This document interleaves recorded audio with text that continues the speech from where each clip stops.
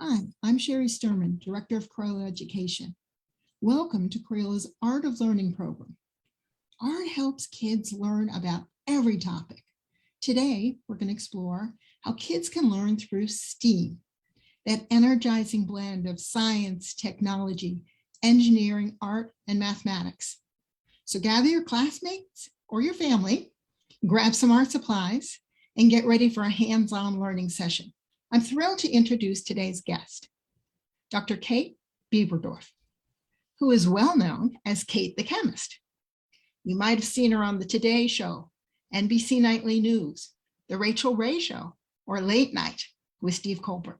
She has written many books published by her friends at Penguin Random House in the Kate the Chemist series. That features a 10-year-old Kate solving problems with the help of science. And today we'll dive into her nonfiction bestseller, The Big Book of Experiments. She has an engaging approach to teaching science that combines theatrical arts, colorful exploration, and hands-on experimentation. Kate, our viewers are interested in your journey from curious kid to chemistry professor. They want to know what inspired you to be a scientist, an author, and a performer. I noticed in one of your Instagram posts that teacher Kelly Postrock introduced you to chemistry, and you dedicated a book to her. Many of our viewers are educators, and they'd love to hear how this teacher inspired you. She's the person who introduced me to chemistry. So my sophomore year of high school, I was 15 years old. This woman is running around the classroom doing science experiments. She was just so energetic and so wonderful. And honestly, ever since I was 15, I knew I wanted to be a chemist because of that one woman. So this July, I wrote a book. It's my first nonfiction book for adults called It's Elemental, The Hidden Chemistry of Everything. And because I was introducing or maybe teaching chemistry to the adults of the world, I wanted to do what Mrs. Palsrock did for chemistry for me. And so I wanted to dedicate the book to her because honestly, she gave me so much confidence, so much passion for chemistry that no matter what happened, I could pick myself right back up and keep going with chemistry because I just love it. And I love that woman. I love her. If you're watching, Mrs. Palsrock, I love you so much. You're just an incredible teacher.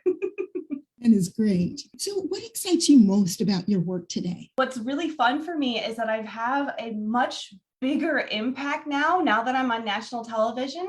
I used to be just interacting with Austin students and Austin kids and Austin adults as well. But now that I have this TV outlet, I can interact with kids all across the country. I've even done some international pieces. And so I now feel like hopefully I can get people to fall in love with chemistry and see how much fun it is. And maybe, just maybe, convince some people to follow STEM and maybe do a job or a career in STEM as well. So Kate, tell us a bit about the Kate the Chemist series.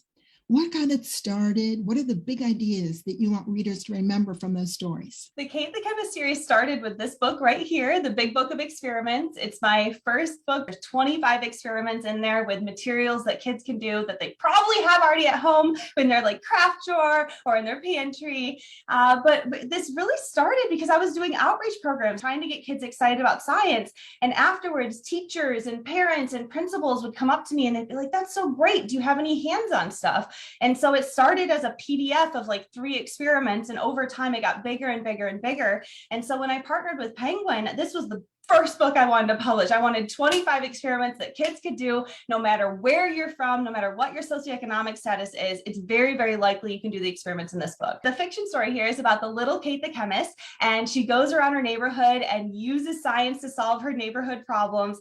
And what I love about this story, or in all these stories, I should say, is that if students were intimidated by science going into it, by the time they're done reading the book, I really hope they like science more. And the best part is that there's an experiment in the back of the book. So something that the kids have done and they want to use it to kind of save the day. Now you as the reader can also do that experiment as well. Love that. Great stories that get kids excited about science. So you are a self-proclaimed STEMinist, which is a great word. And you talk about wanting all readers, but especially girls, to see themselves in STEM careers. Tell us about your vision of creating this army of girls and women scientists who support each other. So back in 2018, I'm a Taylor Swift fan. I don't know if there's any other Taylor Swift fans back there, but her music was coming out and she was all into this squad. She was getting all these girls together. They were supporting each other's music. And I just love that idea and love that mentality. And so what I wanted to do was get all my girls together. And I thought maybe I could form like a STEM squad, but that sounded weird. I couldn't get it off my mouth. So I changed it to a STEM army. And so now what I do is when I go across the nation, I recruit people to join my army, and all we do is support each other. If we hear science coming out there that's being said incorrectly, we try to correct it. If we see our friend is doing a great job with science, we try to promote their work. But it's just a group of people who are all in love with science, and we want to try to rebrand science so that when people think about chemistry and physics and biology, they smile instead of going, oh, no.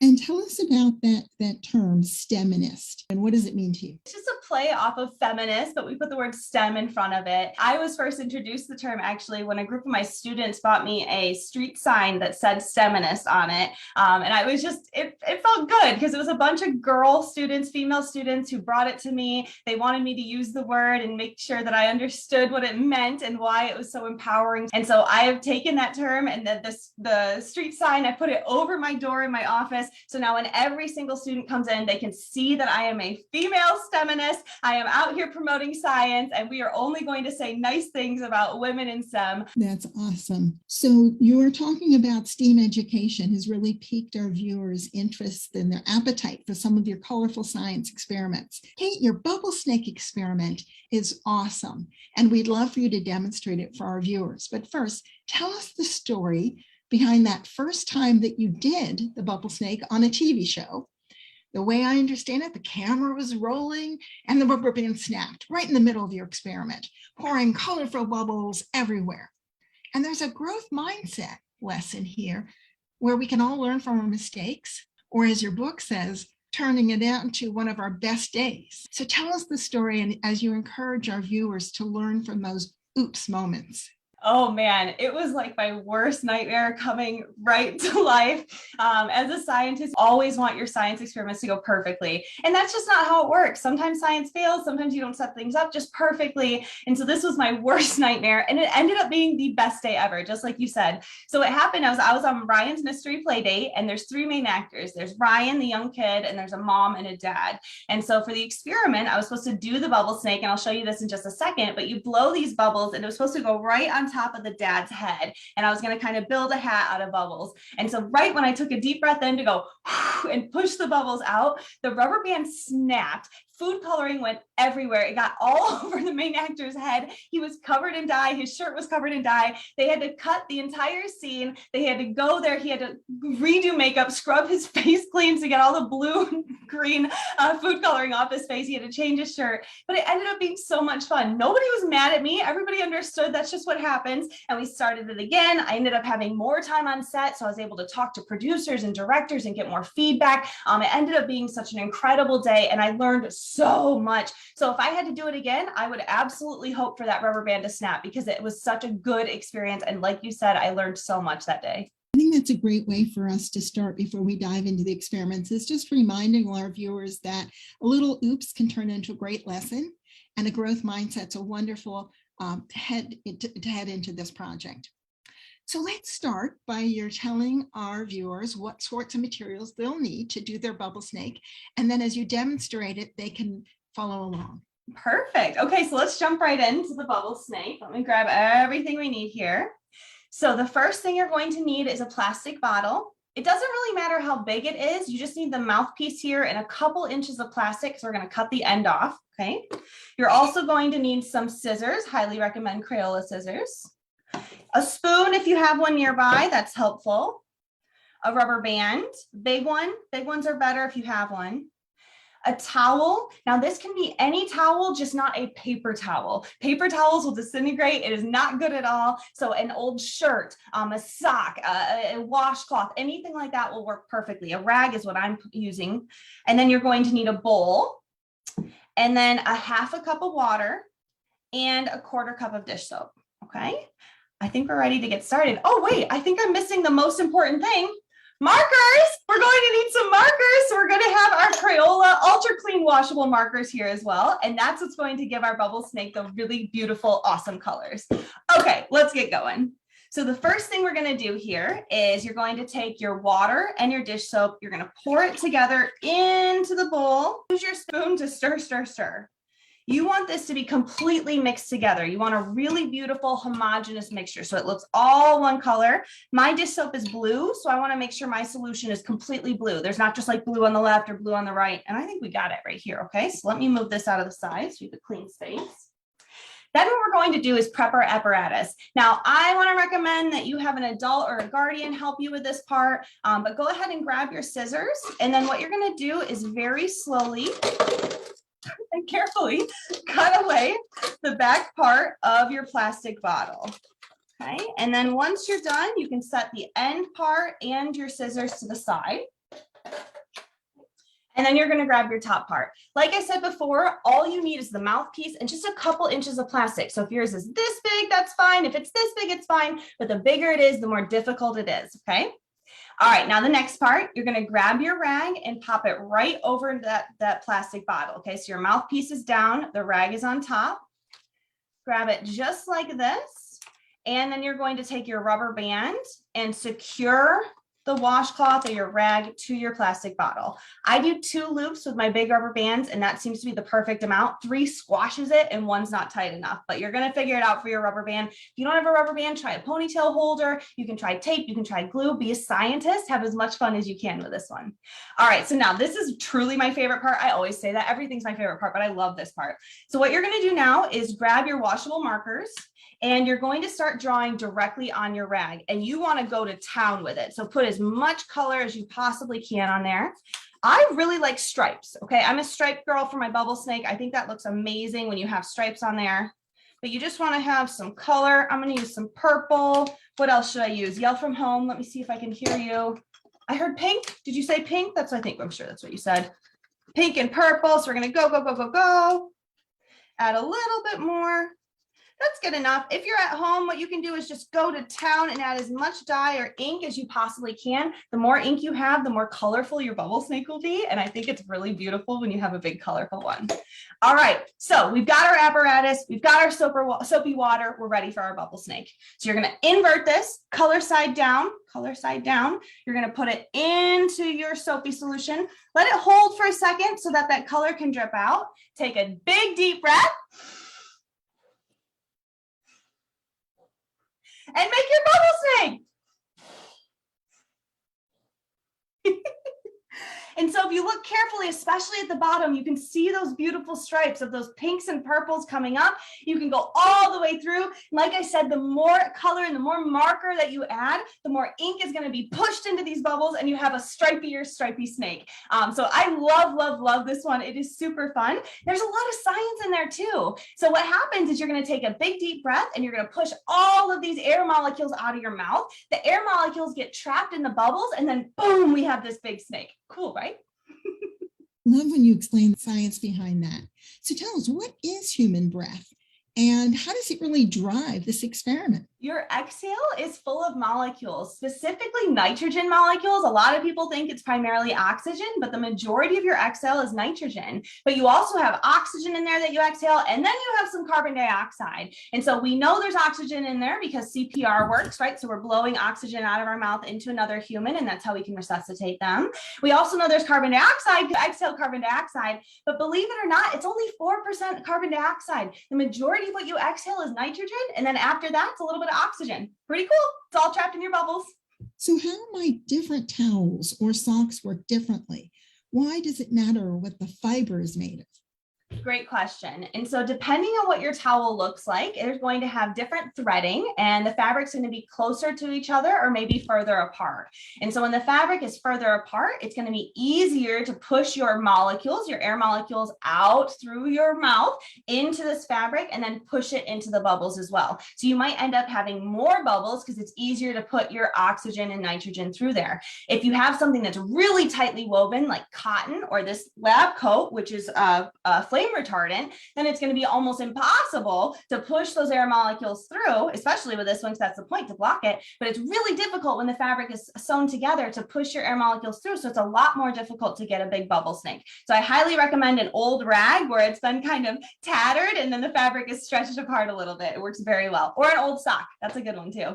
And why do our experimenters want to add the color to the fabric instead of pouring some of the color into the solution? If you put your marker into the solution, all that's going to happen is you're going to drain out your marker and then you're going to end up having just like an ugly, soapy mess that's not going to end up pushing the bubble snake. If you notice, when we exhaled, the color stayed at the very front of this point and then it was pushed out through the bubbles. So if we have the color here in the water, it's not going to absorb as well. And so you're going to get just kind of a blob, one black swoosh, whereas here we have these beautiful stripes with lots of different colors in them. And if our viewers wanted to add on to that snake or make another one, could they add additional marker color right where they were, or do they need a new cloth? You can just push those bubbles right off and just add more color right to it. You could change your colors up a little bit, but you can see mine are still right there. It's pretty neat. Or just grab this washcloth, throw it in the washer, and the whole thing's going to wash right off. All right, let's get to our second experiment. I love that you call this raincoat, the raincoat project. And this is going to use crayons and markers or watercolors. First, tell us about the background in the book around the rockhopper penguins and how this experiment features how they keep their feathers dry. Rockhopper penguins are my favorite animal in the entire world. There's a reason why my 5th book is called Some Penguin Problems. I had to write about them. If you look at the cover, there's even some rockhopper penguins on them. I just love them. They're my absolute favorite. So you will see the penguins show up in like all of my books and everything I do. But rockhopper penguins are adorable, first of all. That's just a rule. They are about 20 inches tall. They have yellow feathers on their head. They have an orange beak, but it starts off as black. When they're born, it's black, but it turns to orange over time. They have adorable pink little feet. And then obviously they jump around. And so they're in an environment where it's not super icy and snowy. And so they can't use their bellies to just slide around because it will really hurt them because it's very rocky. So they got their names as rockhoppers because they literally jump from rock to rock to rock. And it's like the most adorable thing ever. And if you've never seen rockhopper penguins, I highly encourage you to check them out because they're the cutest animals in the entire world. Wonderful. Great introduction. Now let's start by telling our viewers what to gather for their supplies, and then they can experiment alongside you. So this experiment is called the raincoat, and I love this one because it talks about how we can keep our penguins nice and safe and dry and warm in these cold, wet environments. So what you need for this experiment, there's a number of different things, but you're going to need just a little bit of water, not a lot, but you'll need a little bit. A squirt bottle, if you have one. I love to use this. If you have the washable watercolors, I really like to use this to dye my water to make it a blue color. So that's encouraged. And then you'll need a piece of paper. And I used my marker and watercolor pad, which worked really well because the water didn't seep through. So I really like that. And if you also have a baking sheet around, that's probably a good way to go. Most importantly, you're going to need some crayons. So we're going to use some Crayola crayons today. I'm making a penguin, so I used some black and some orange, but you're going to need to use your crayons to make a masterpiece. Now, I went ahead and drew this last night. But the cool thing about this is you can do whatever you want. You can make your penguin look however you want. Just get creative and use those crayons. And that's what I love about STEAM, because we're adding the arts and the creative part into the STEM. So once you've drawn your penguin or whatever bird you want to do, what you want to make sure is you go through with your crayons and press as hard as you possibly can to get this to be fully coated with wax. I mean, you want it covered with the crayons. The reason being is we want to coat our penguin with a waxy surface, just like penguins do in real life. So they have a gland at the bottom of their tail, and they use their beaks to tap that gland, and it produces this oil, or releases this oil, that they then use their beaks to push all over their body. And so the oil is non-polar, just like our wax is. So we're able to kind of replicate that with our experiment. So let me move this over here. So now hopefully you can see that I have my adorable penguin here. Now what we're going to do is create water over here. So make some blue water. And so in my squirt bottle, what I've done is filled it with just a little bit of water. And then I grabbed my washable watercolors and I went for that beautiful blue right there. And I just covered it with my paintbrush as much as I can. And I just kept dipping it into my water to get it super, super blue. Okay. All right. So now what we're going to do is take water, which is polar, it's a polar molecule, and we're going to spray it all over this wax, which is non-polar, just like the oil is on a regular penguin. And hopefully, if I did a good job with my crayons, we'll be able to see exactly how the penguins react. Okay, so what you can see, oh, it's working. Love it, love it, love it. God, I love when science is perfect. Okay, can you guys see? Let me hold it back. Hopefully what you can see now on the penguin is there's a bunch of beads all over the penguin where I have all of that lovely wax. But if you look down here on the outside, it's super, super wet because I don't have any wax there. And so the wax is able to like push the water away from the penguin. So the water beads up into these little balls and then the penguin just like shakes, shakes, shakes. Have you ever seen a penguin move like that or any bird? They're literally flicking the water off of their body to keep themselves safe and dry. So this is a really cute little raincoat experiment because we find a way to put a raincoat over a penguin. Love that. Your penguin drawing is exquisite. And so tell us a little bit more about this oil and the science behind the how so many animals keep their feathers dry by excreting this oil, which makes the rain bounce off for the dew. So a lot of birds have this gland that pushes oil out, and depending on the bird, they can call it a number of different things, but a lot of times they'll just refer to it as the oil gland. Now, if you've ever seen penguins kind of rolling around on their bellies or doing some kind of like breakdance moves, that's actually what they're doing, is covering their body with a molecule that has a non-polar surface. So now oil and water don't mix. We've probably seen that before. And so oil is something that's non-polar, water is something that's polar. And when you bring these two species together, they repel each other. They don't like it at all. It's like, ew, gross, cooties. And so what happens here is when you have a bird that's covered in that oil, when water comes, like when they swim in the ocean or if it's raining, the water actually beads up on the top of these feathers on top of the oil. And then the penguin just instinctively knows to do a shake, shake, shake, and it flings the water off of their body and keeps the birds dry and warm. And it's really neat. Also, I learned, this is cool, I didn't know this until like about a year ago, but the oil actually helps them swim faster in the ocean because it makes them more aerodynamic because it repels the water. And so they can push through a little bit faster. So the ones who have oiled up right before they go swimming are a little bit faster, which is neat. That is really exciting. And actually, you've explained the science behind an art technique we often use, what we call a watercolor crayon resist. And you've explained with the polar, non-polar, why that works. So kids could be drawing anything from an ocean scene to a penguin. They could try it with some snow character effects. And wherever you have that heavy crayon, that heavy wax layer, the watercolor is going to pull away and just settle in on the background. So love that you've explained the science behind that.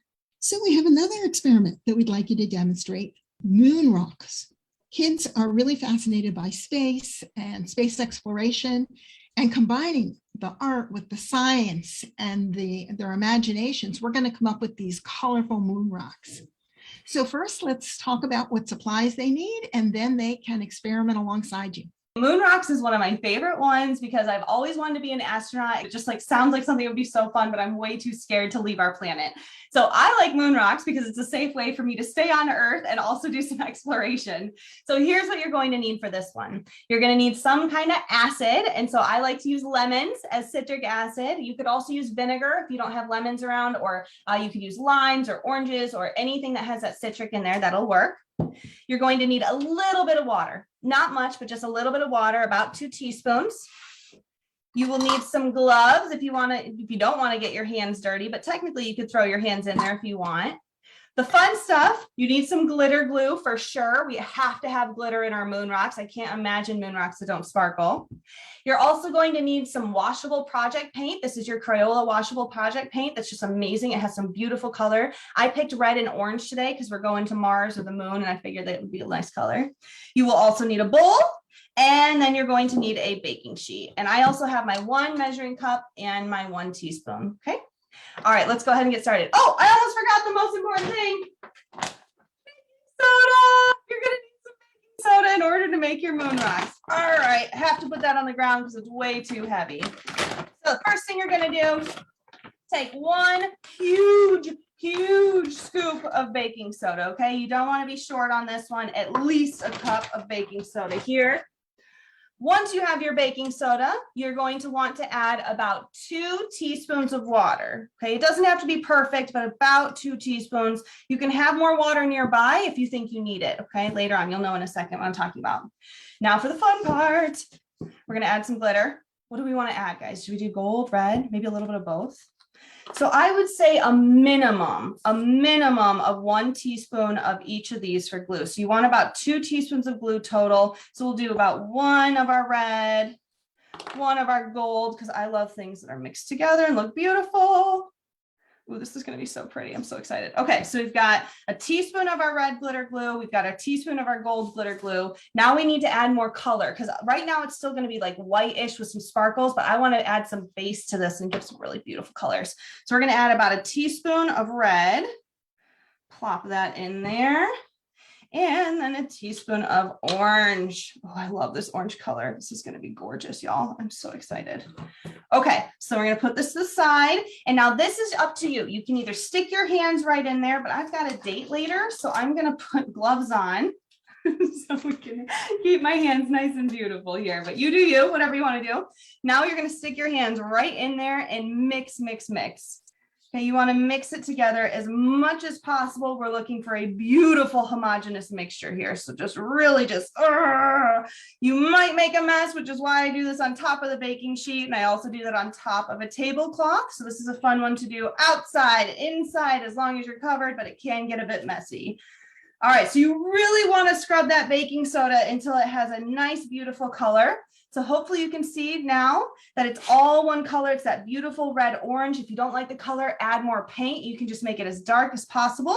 The more paint you add, you might need to add a little bit more baking soda because it might get a little liquidy, but be a scientist. That's the best part about being a scientist, is exploring and trying new things. All right, so now we're going to make our moon rocks. So you actually grab all of your baking soda and put it together. Now you can make tons and tons of moon rocks if you want, or you can make one big one. I like to do this and then kind of put like a scene around it. If you have a lot of extra, you can make a whole base and fill the whole thing. So you have like the base of the moon.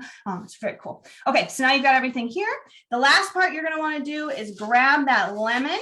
Okay, or your vinegar, if you have that, that works as well.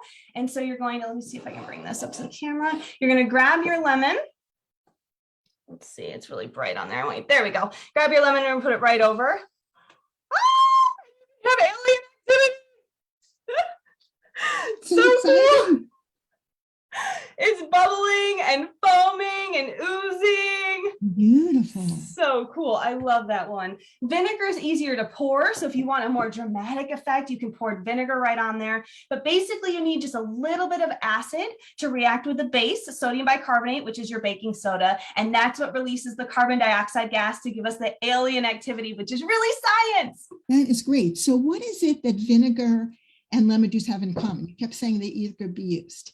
Vinegar and lemons are both considered to be acids. And so if you were to look at their pH on the pH scale, their pH is less than 7. So 7 is neutral, greater than 7 is basic, and less than 7 is acidic.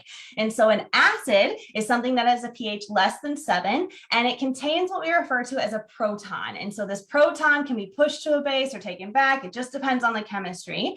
But vinegar has what's referred to as acetic acid, and lemons and limes have what's referred to as citric acid. So they're both really useful, benign acids that you can use safely with some really fun Crayola products to have some amazing sciencey, artsy projects. And what happens when that acid, that citric acid or that vinegar gets added to the moon rock? What's going on in that combination? The acid and the base, and so the acid is going to be your vinegar, your lemon. Your base is your sodium bicarbonate from the baking soda. They come together and they have what's referred to as an acid-base reaction. So this is a neutralization reaction. So the two come together. It's like the Hulk and Superman. I don't know if that's a good example, but they come together and they equalize each other and nobody wins because they have the exact same strength. So the two come together, slam together, and they go through a neutralization reaction. And when they do that, they release something called carbon dioxide gas, which is the same thing we exhale. We talked about that earlier. The carbon dioxide comes off in this like oozy goozy bubbly thing, and we can see the bubbles, which we interpret as alien activity. And so it looks like that reaction stopped now. Well, let's talk about some what ifs. What if we added more baking soda on top of that area that already had the reaction? And then would you have to add more lemon juice on top of that? Or what happens if you just added more lemon juice to the moon rock you have? Give us a couple what if scenarios. So if we added more lemon juice, it would continue to react until everything on the outside has been exposed to lemon juice. If I chop it in half and expose the inside, if I add more lemon juice, we're going to see the bubbles again as well. If we add some baking soda on the outside, we can kickstart the reaction again and then add the lemon again to get the bubbles to go. If you add baking soda, you're probably not going to see much of a reaction because it's going to cover the outside, so you'll need the lemon again. What's so fun is to just cover the entire base with baking soda and put tons of moon rocks all over the place, and then just add lemons and orange as much as possible and just see all the alien activity, which is really carbon dioxide gas being released all over the place. So our viewers love different extensions, right? After you do something, you extend it. And in the book, you describe one of your favorite extensions, which is to create a crater, which simulates what might happen, say, if a meteorite hit the surface of the moon or something like that. So show us one of your extensions. What's really fun to do is to actually make that crater. So you push a hole right in there, which, just like you said, if a meteorite came in and slammed into the moon, it would leave a hole like this. So what we can then do is grab a lemon. Let me grab a fresh lemon that I haven't used yet, put it right over the crater, and oh, look at that, it bubbles again. So a message for our viewers. Now that you've seen Kate demonstrate these colorful STEAM experiments, it's time for you to try them too. Kids, be sure to involve your parents or your teachers so that you can agree on the supplies that you're going to use and we're going to do this exciting work. Mess is fun, but mess has a certain place. And whether it's outside or on a table you can easily wipe down, those are good things to talk about with the adults before you get started. And for parents and teachers, let's keep this STEAM learning fun and colorful. You can sign up to receive free Crayola e-newsletters sent to you as emails every month that will give you updates on this program and share with you all sorts of other activities and events that Crayola Education has delivered right to your email box. So Kate, you have inspired many young artists and scientists today. And before we close this session, we'd just like to have some last bits of advice that you would like to share with children, families, and educators. Go on a chemistry walk around your neighborhood and look for the science. Grab your parent, grab a guardian, grab some friends, grab a smartphone. And every time you see something that you think is cool or neat or exciting, Google it, see if you can learn more about it. Chemistry and science is everywhere around you, and it explains everything and just everything. It explains everything you interact with. If you can see it, breathe it, taste it, feel it, it's chemistry. And I hope you all like chemistry a little bit more than when you started this show. We surely do. You've awakened the inner scientist in many of us. This is great. So we want to thank Kate the Chemist for inspiring us today, and also to thank our friends at Penguin Kids and Penguin Classroom for publishing her great books. And we want to share a special thanks for all of our viewers who have joined us today. Be colorful, be scientific, and enjoy following your curiosity. Bye, everyone. Bye. Thanks so much. Bye-bye.